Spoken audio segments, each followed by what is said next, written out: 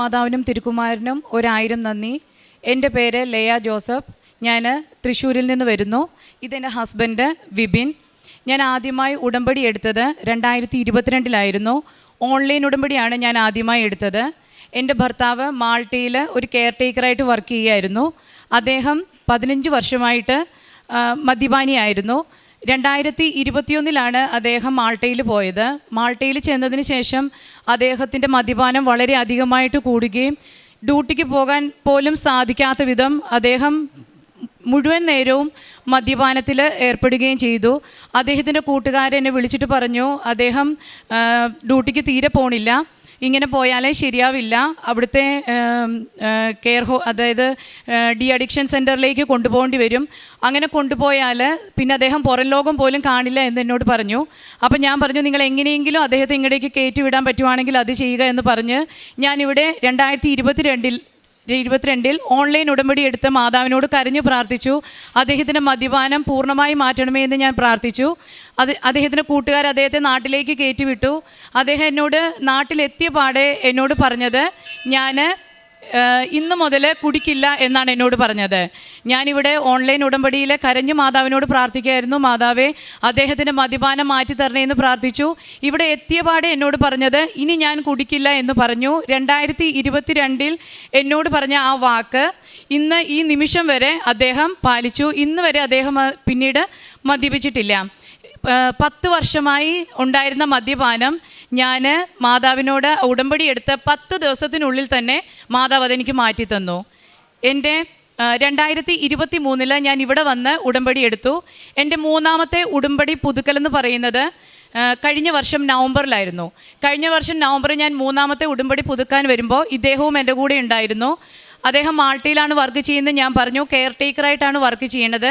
അവിടെ നേഴ്സായിട്ട് വർക്ക് ചെയ്യാൻ IELTS 6.5 score വേണം എങ്കിൽ മാത്രമേ നമുക്ക് അവിടെ നേഴ്സായിട്ട് വർക്ക് ചെയ്യാൻ സാധിക്കുള്ളൂ. IELTS എന്ന് പറയുന്നത് അദ്ദേഹത്തിന് വളരെ ബുദ്ധിമുട്ടുള്ള ഒരു കടമ്പ തന്നെയായിരുന്നു. ഇവിടെ വന്ന് ഞാൻ എൻ്റെ 3ാമത്തെ ഉടമ്പടി പുതുക്കലിൽ മാതാവിനോട് പറഞ്ഞു, മാതാവേ IELTS ക്ലിയറാക്കി തരണം, എത്രയും പെട്ടെന്ന് നേഴ്സായിട്ട് അവിടെ ജോലി ചെയ്യാനുള്ള അനുഗ്രഹം തരണമെന്ന് പ്രാർത്ഥിച്ചു. ഇദ്ദേഹവും ഇവിടെ വന്നിട്ട് പറഞ്ഞു, മാതാവേ അടുത്ത തവണ ഞാൻ വരുന്നത് അങ്ങയുടെ പ്രത്യക്ഷീകരണത്തിൻ്റെ സാക്ഷിയാക്കി എന്നെ മാറ്റണമേ. അടുത്ത തവണ വരുന്നത് ഈ അൾത്താരയിൽ നിന്ന് അങ്ങയെ മഹത്വപ്പെടുത്താൻ, അങ്ങേക്ക് സാക്ഷ്യം പറയാൻ വേണ്ടി ആയിരിക്കണമേ എന്ന് അദ്ദേഹവും ഇവിടെ നിന്ന് അദ്ദേഹവും പ്രാർത്ഥിച്ചു.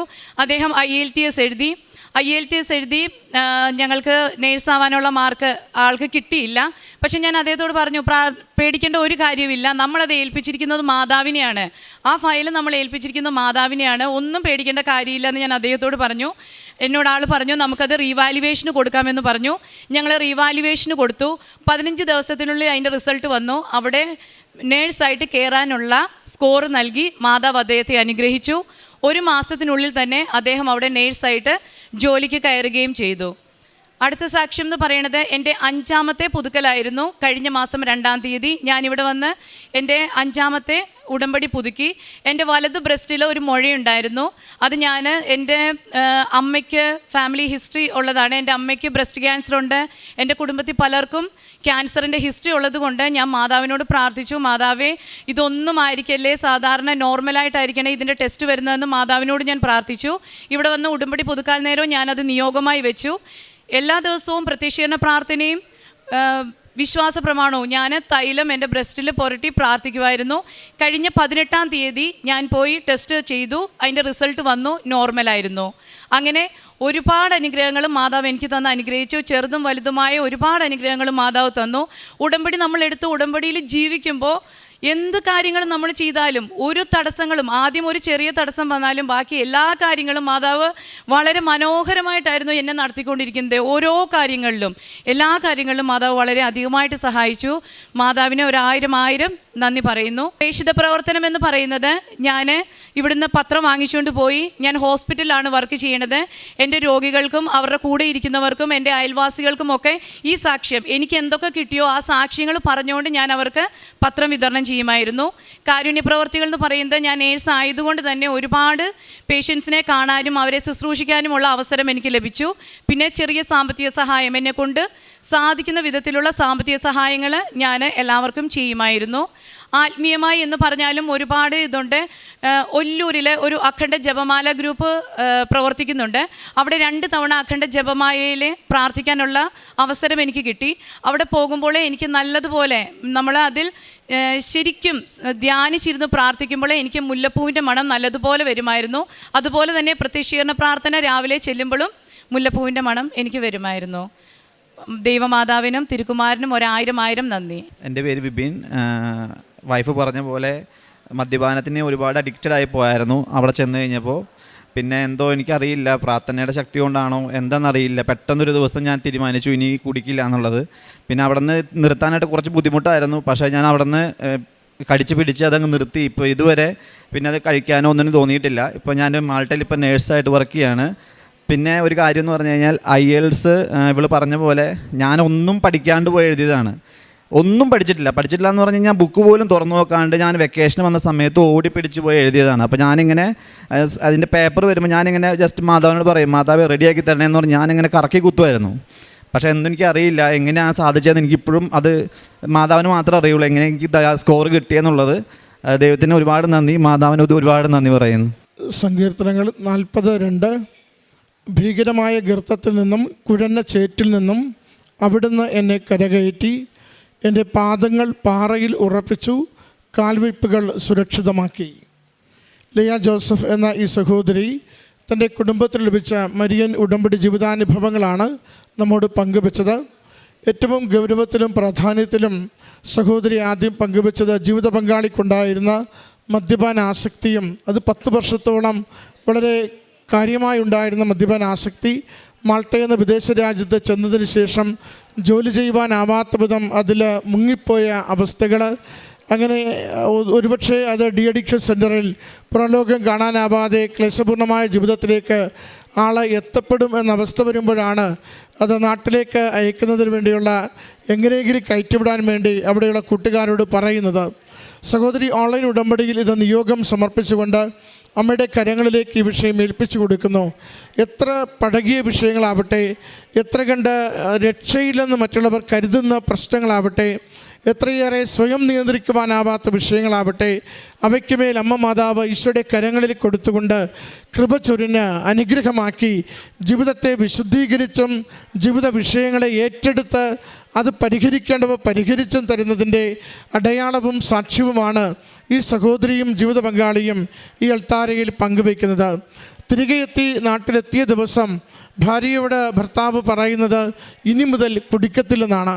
സഹോദരൻ പറയുന്നുണ്ട് ആ ദിവസം മുതൽ ഇന്ന് വരെ പിന്നീട് ആ വാക്ക് പാലിക്കുവാനും മദ്യപാന ആസക്തിയിൽ നിന്ന് തന്നെ പൂർണ്ണമായി വിമുക്തരാകുവാനും സാധിച്ചു. അതായിരുന്നു ഏറ്റവും ഭാരപ്പെട്ടൊരു വിഷയത്തെ അമ്മ മാതാവ് ഏറ്റെടുത്ത് പൂർണ്ണമായും ഭാരങ്ങൾ നീക്കി ജീവിതത്തെ സുരക്ഷിതമാക്കിയതിൻ്റെ സാക്ഷ്യമാണ് ആദ്യം പങ്കുവച്ചത്. മറ്റൊന്ന്, വിദേശത്ത് നേഴ്സായി ജോലി ചെയ്യുന്നതിന് അതിന് 6.5 സ്കോറോടുകൂടി IELTS പാസ്സാവണം. IELTS എഴുതുക, വിജയിക്കുക, സ്വപ്നത്തിൽ പോലും അത് അങ്ങനെ സംഭവിക്കുമെന്ന് കരുതിയ വ്യക്തിയല്ലെന്ന് വാക്കുകളിലൂടെ തന്നെ സൂചിപ്പിക്കുന്നുണ്ട്. ഒരവധിക്ക് വന്ന് കറക്കി കുത്തിയതുപോലെ അമ്മ മാതാവിൽ മാത്രം ആശ്രയിച്ച് ജീവിത പങ്കാളി അമ്മയുടെ കരങ്ങളിൽ സഹോദരി പറഞ്ഞു, ഞാനിത് 5ാമത്തെ ഉടമ്പടി പുതുക്കുവാൻ വരുമ്പോൾ ആ നിയോഗം പൂർണ്ണമായിട്ടും കൊടുത്തിട്ടാണ് ഞാൻ വന്നത്. അത് അമ്മയുടെ കരങ്ങളിലേക്ക് നിയോഗം കൊടുത്ത് പ്രാർത്ഥിച്ചതിലൂടെ അമ്മ മാതാവ് മകന് IELTSൻ്റെ പരീക്ഷ ജയിക്കുവാൻ സാധിച്ചു. സ്കോറിന് അല്പം കുറവ് വന്നപ്പോൾ അത് റീവാലുവേഷന് കൊടുക്കുമ്പോൾ ആ നേഴ്സിംഗ് ജോലിയിലേക്ക് എത്തപ്പെടുന്ന വിധത്തിൽ ആ സ്കോർ പുതുക്കി ലഭിച്ചു. അതോടൊപ്പം അവിടെ നേഴ്സായി ജോലി ലഭിക്കുകയും ചെയ്തു. അത് ഒരുപക്ഷെ അസാധ്യമെന്ന് കരുതിയിരുന്ന ഒരു ജീവിതകാര്യം, അങ്ങനെ നേഴ്സായി ജോലിയെടുക്കുവാനാവില്ല, കെയർ ഹോമിൽ മാത്രം ജീവിതം തീരുമെന്ന് കരുതിയ ഒരിടത്ത് നിന്ന് അമ്മ മാതാവ് കൈപിടിച്ച് നടത്തുകയും ജീവിതം സുരക്ഷിതമാക്കുകയും ശ്രേയസ്സുള്ളതാക്കുകയും ചെയ്തതിൻ്റെ സാക്ഷ്യമാണ് സഹോദരൻ വീണ്ടും ഈ അൾത്താരയിൽ സൂചിപ്പിച്ചത്.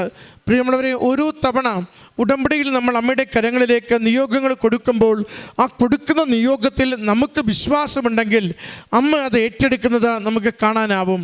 ഒന്ന്, ഉടമ്പടിയിൽ നമുക്ക് വിശ്വാസമുണ്ടാവണം.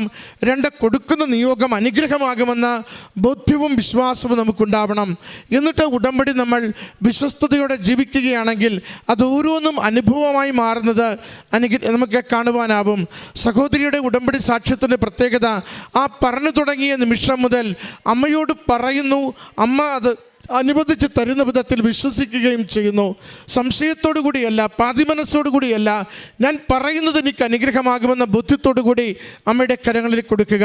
പലപ്പോഴും നമുക്ക് പ്രാർത്ഥിക്കുമ്പോഴും സംശയമേറിയുള്ളവരാണ്. പ്രാർത്ഥനയുടെ നിയോഗം ഈശോയ്ക്ക് കൊടുക്കുമ്പോഴും യുക്തി കൊണ്ട് കിട്ടുമോ ഇല്ലയോ എന്ന് ചിന്തിക്കുന്നവരാണ്.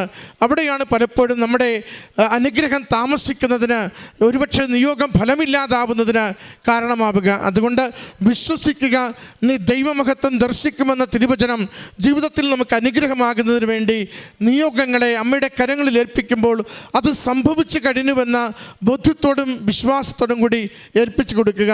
സഹോദരി പറയുന്നുണ്ട്, ഫാമിലിയിൽ ക്യാൻസറിൻ്റെ ഹിസ്റ്ററി ഒത്തിരി പേർക്കുണ്ട്. അതുകൊണ്ട് തന്നെ തൻ്റെ ബ്രസ്റ്റിലുള്ള മുഴ ക്യാൻസറാകുവാൻ ഏറെ സാധ്യതയുണ്ടെന്ന് മറ്റെല്ലാവരേക്കാളും നന്നായി നേഴ്സായ സഹോദരിക്ക് അറിയുകയും ചെയ്യാം. എങ്കിലും ഉടമ്പടിയിലുള്ള ആ സഹോദരിയുടെ പൂർണ്ണമായ വിശ്വാസമാണ് ഇത് ഒരു സാധാരണ മുഴയായി മാത്രം അവസാനിക്കണം, മറ്റൊരു വിഷയത്തിലേക്കും ഇത് പോകരുത്, റിസൾട്ട് നോർമലാകണം എന്ന ബോധ്യത്തോടു കൂടി ഉടമ്പടി തൈലം കുരിശടയാളം വരച്ച് വിശ്വാസ പ്രമാണം ചൊല്ലി പ്രാർത്ഥിച്ചു കൊണ്ടിരുന്നത്. സഹോദരി പറയുന്നുണ്ട്, എന്ത് ഞാൻ പ്രാർത്ഥിച്ചോ അതെനിക്ക് അനുഗ്രഹമായി, എന്ത് ഞാൻ വിശ്വസിച്ചോ അതെനിക്ക് അനുവദിച്ചു തന്നു. അത് അമ്മ മാതാവിൻ്റെ സംരക്ഷണയിൽ നമ്മുടെ ജീവിതത്തിൽ ഓരോരുത്തർക്കും വേണ്ടി അമ്മ കൈമാറുന്ന ഉറപ്പാണ്. വിശ്വസിച്ചുകൊണ്ട് അമ്മയുടെ അരികിൽ വരിക, ശരണപ്പെട്ടുകൊണ്ട് നിയോഗം സമർപ്പിക്കുക, അനുഗ്രഹം പ്രാപിച്ച് നമ്മുടെ ജീവിതം നമുക്ക് സുരക്ഷിതമാക്കാൻ സാധിക്കും.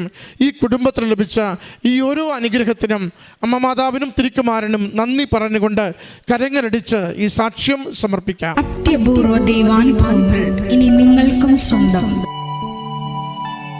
ഈ യൂട്യൂബ് ചാനൽ ഇതുവരെ സബ്സ്ക്രൈബ് ചെയ്തിട്ടില്ലെങ്കിൽ ഇപ്പോൾ തന്നെ സബ്സ്ക്രൈബ് ചെയ്യുക. ഈ വീഡിയോ ഇപ്പോൾ തന്നെ നിങ്ങളുടെ സുഹൃത്തുക്കൾക്ക് ഷെയർ ചെയ്തുകൊണ്ട് കർത്താവിൻ്റെ പ്രേക്ഷിതരാകുക.